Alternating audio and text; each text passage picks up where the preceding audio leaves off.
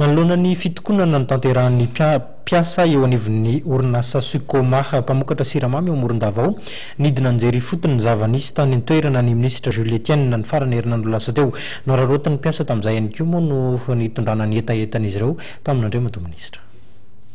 Midina tany Morondava Andriamatoa Jules Etienne, ministra ny indostria, ny fampandrosoana ny sehatra tsy miakina sy ny orinasa madinika ny farany herinandro lasa teo.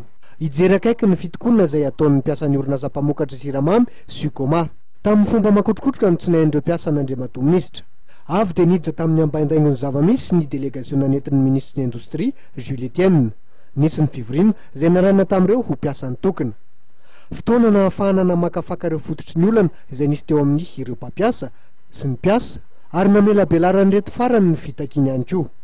Zavatra angatana amintsika rehetrarehetra zany mbola idirasika ny deta eo hoe le izy hoe inona daholo le point fito zay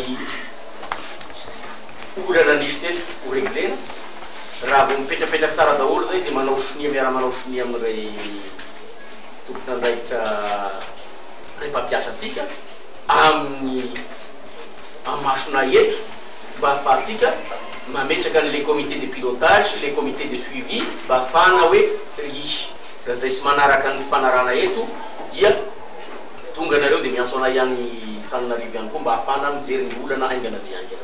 Nivory niaraka tamin'ireo sinoa mpampiasa sady mpitantana ny Sukoma ihany koa Andriamatoa Jules Etienne. Fa nanamarika ty fidinina tany Morondava ty ny fifanaova-tsonihy ampifanarahana teo amin'ny mpiasa sy ny mpampiasa ary ny ministeram-pia. Niravinareo araka izany ny olana satria nanaiky ny fitakian'ireo mpiasa ireo mpampiasa.